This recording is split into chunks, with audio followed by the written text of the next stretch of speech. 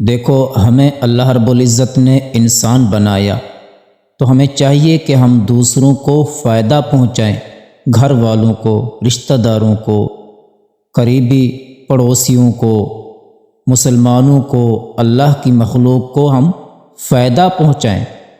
حضور علیہ الصلوۃ والسلام کا فرمان مبارک ہے، الدین النصیحہ، دین سراسر خیر خواہی کا نام ہے۔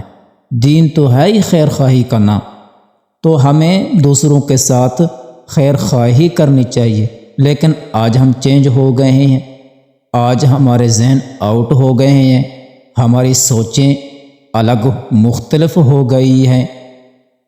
ہم اتنے مالدار ہونے کے باوجود دوسروں کے مال کو ہڑپ کرنے کے چکر میں لگے ہوئے ہیں۔ میں آپ کو ایک واقعہ سناتا ہوں۔ حضرت پیر ذوالفقار احمد نقشبندی یہ واقعہ بیان کرتے ہیں کہ ایک فقیر تھا اور ایک انگریز تھا۔ انگریز نے دہلی کی مسجد کی شہرت سنی ہوئی تھی مسلمانوں کی، تو وہ مسجد دیکھنے کے لیے جا رہا تھا۔ کافی بندوں سے سنتا تھا کہ دہلی کی جو مسجد ہے، وہاں کے جو مسلمان ہیں وہ ماشاءاللہ بڑے اچھے لوگ ہیں۔ تو یہ ادھر جا رہا تھا، راستے میں دیکھا کہ فقیر بیٹھا ہے۔ جب مسجد کے قریب پہنچا تو فقیر نے اس سے سوال کیا، مانگا۔ اس نے اپنا بٹوا نکالا، بٹوا نکال کر اس سے پیسے نکالے اور فقیر کو دیے اور اپنا بٹوا اپنی جیب میں ڈالا۔ حقیقت میں تو اس نے بٹوا اپنی جیب میں ڈالا، لیکن وہ گر گیا۔ اس کے خیال سے اس نے سمجھا کہ میں نے اپنی جیب میں ڈال دیا ہے اور وہ بٹوا گر گیا۔ اب یہ گیا، مسجد کو دیکھا تو بڑا خوش ہوا، اس کو وہ ماحول بڑا پسند آیا۔ اب جب گھر واپس گیا شام کو تو اپنی بیوی کو بتانے لگا کہ ماشاءاللہ وہاں کی جو مسجد ہے، دہلی مسجد بڑی خوبصورت ہے، وہاں کے لوگ اچھے ہیں، بڑا اچھا ماحول ہے۔ تو اس کی بیوی نے کہا، اچھا تو کل مجھے بھی اپنے ساتھ لے جانا، مجھے بھی دکھا۔ تو یہ شخص سو گیا رات کو۔ سوتے وقت اس نے دیکھا کہ بٹوا میری جیب میں نہیں ہے۔ اب پریشان ہوا کہ کہاں گر گیا ہے، لیکن یہ سو گیا۔ اس نے کہا کہ بس 300-400 روپے اس کے اندر ہوں گے، گم ہو گئے تو خیر ہے۔ یہ سو گیا۔ صبح ہوئی، صبح نہیں گیا مسجد میں، اپنی بیوی کو نہیں لے گیا۔ 1-2 ہفتہ گزر گیا۔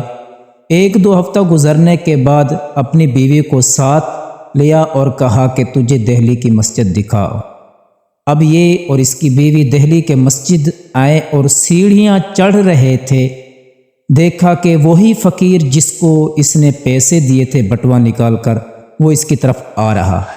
اب اس نے ذہن میں سوچا کہ جب میں پہلے آیا تھا اس کو پیسے دیے تھے، اب یہ وہی امید لگا کر میرے پاس آ رہا ہے کہ یہ مجھے پیسے دے گا، یہ سوچ رہا تھا۔ لیکن جب فقیر قریب آیا تو اس نے کہا کہ اے فلاں شخص، آپ ایک بار پہلے آئے تھے، آپ نے مجھے پیسے دیے تھے اور آپ کا بٹوا گر گیا تھا۔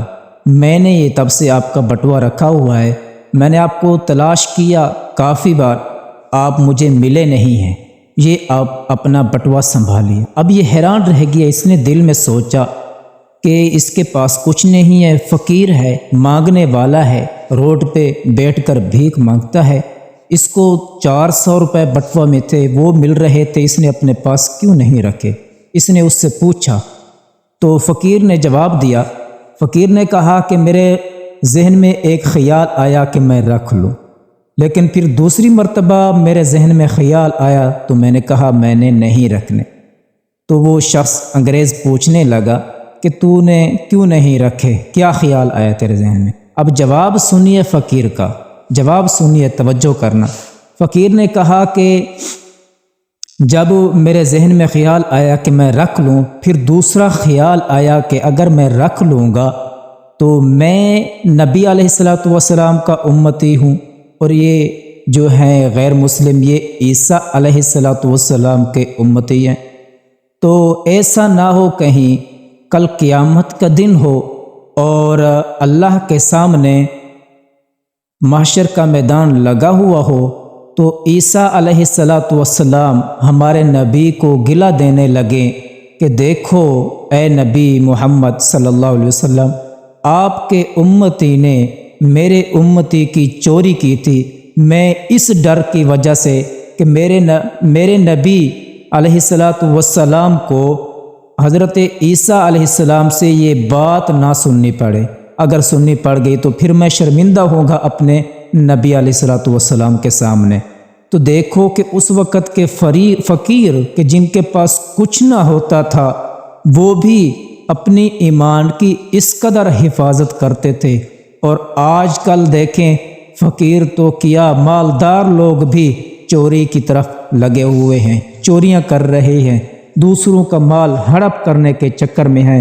اللہ رب العزت ہمیں عمل کرنے کی توفیق عطا فرمائے، ہمیں دوسروں کی عزت کی حفاظت کرنے کی توفیق عطا فرمائے، ہمیں دوسروں کے مال کی حفاظت کرنے کی توفیق عطا فرمائے۔ اللہ رب العزت ہمیں عمل کی توفیق دے۔